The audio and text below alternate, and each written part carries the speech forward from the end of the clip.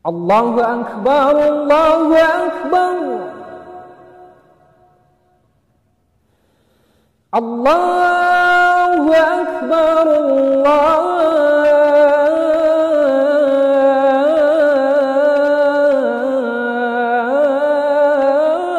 Akbar.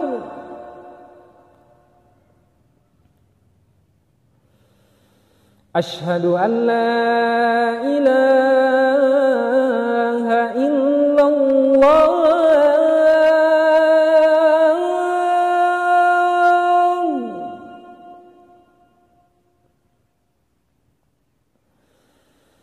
Asyhadu an la ilaha illallah.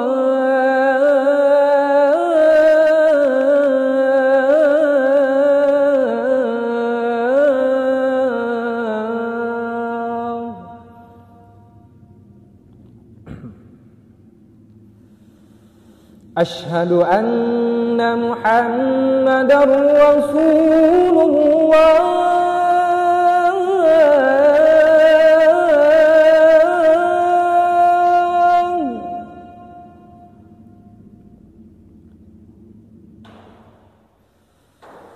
Asyhadu anna Muhammadar Rasulullah.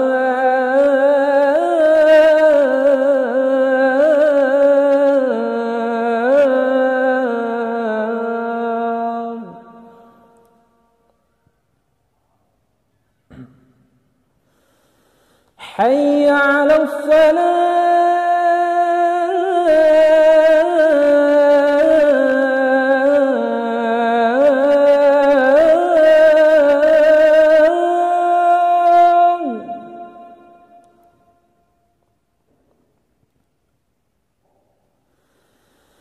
Hayya 'alas salah.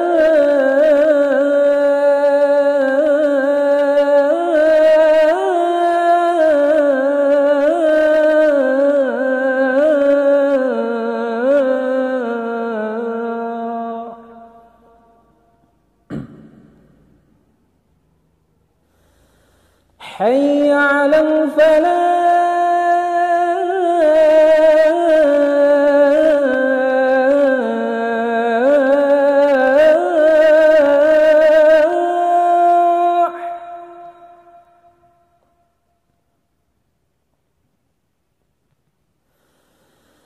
حي على الفلاح.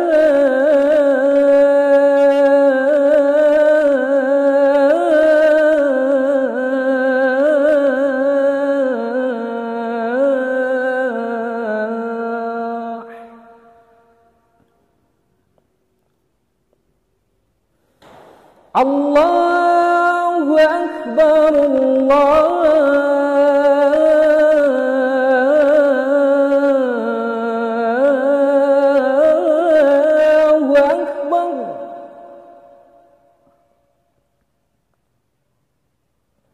لا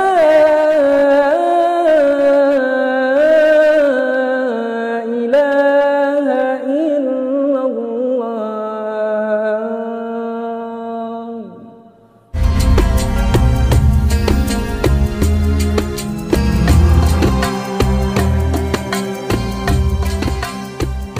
Kemarin kita sudah terbitkan surat edaran pengaturan, kita tidak melarang masjid, musola menggunakan toa, tidak.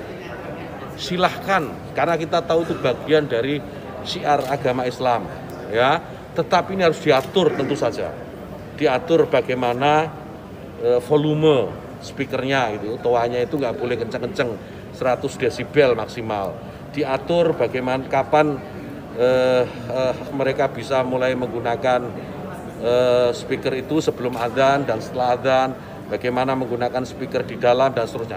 Tidak ada pelarangan. Ini aturan ini dibuat semata-mata hanya untuk membuat masyarakat kita semakin harmonis, meningkatkan manfaat dan mengurangi mafsadat. Jadi menambah manfaat dan mengurangi ketidakmanfaatan.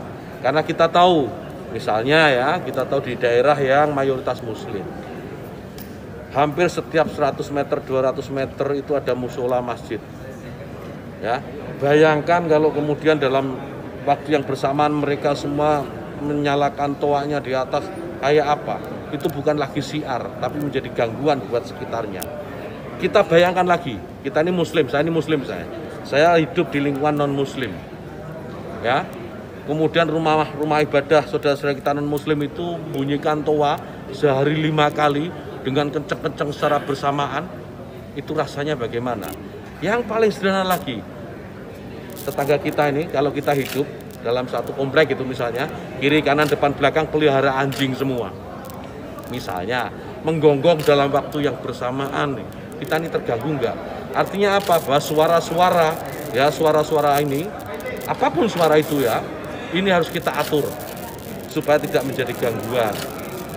Ya, speaker di musola, masjid monggo dipakai, silahkan dipakai, tetapi tolong diatur agar tidak ada yang merasa terganggu, agar niat menggunakan toa, menggunakan speaker sebagai sarana, sebagai wasilah untuk syiar, melakukan syiar tetap bisa dilaksanakan tanpa harus mengganggu mereka yang mungkin tidak sama dengan keyakinan kita. Berbeda keyakinan, kita harus tetap hargai. Itu saja intinya. Jadi saya kira dukungan juga banyak atas ini, karena di alam bawah sadar kita kan pasti mengakui itu. Kawan-kawan wartawan ini juga pasti merasakan itu, bagaimana kalau suara itu tidak diatur pasti mengganggu. Truk itu kalau banyak di sekitar kita diam di satu tempat, kemudian misalnya ada truk kiri kanan. Ikuti berita menarik lainnya di seluruh akun media sosial Tribun Medan. Jangan lupa like dan share ya.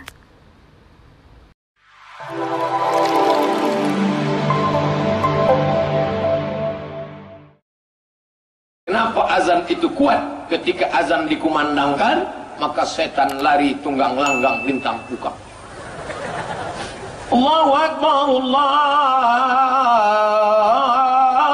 Akbar.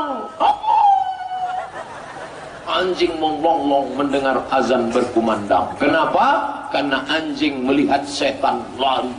Maka dia, jadi anjing bisa melihat setan, Pak Ustaz? Bisa. Saya ingin melihat setan pakai mata anjing. Azan itu apa? Lafaz Allah kan? Allahu Akbar, Allahu Akbar. Bukan se-Indonesia ini berapa anggota DPR, pejabat, orang kaya yang terganggu mendengar azan, diadakan ruqyah masal.